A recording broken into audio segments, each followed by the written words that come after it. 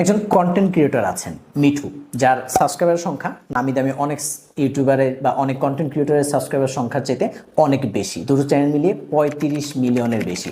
তিনি 80 জন কর্মীকে 10 লাখ টাকার উপরে বেশি মান্থলি স্যালারি দেন। তবু একটা জিনিস লক্ষ্য করেছেন, বড় বড় ইভেন্ট, বড় বড় হচ্ছে বিভিন্ন প্রোগ্রামে কিন্তু তাকে ইনভাইট করা হয় না। এর কারণ কি? এর কারণ হচ্ছে তার টার্গেট অডিয়েন্স।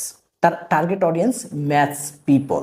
সে ওইভাবে হচ্ছে টার্গেট করতে পারে না অডিয়েন্সদেরকে, বা কন্টেন্টের ক্ষেত্রে সেভাবে কন্টেন্ট ক্রিয়েশন করতে পারে নাই, যার মাধ্যমে কিন্তু সে একটা ক্লাস মেনটেন করে তার অডিয়েন্স তৈরি করবে।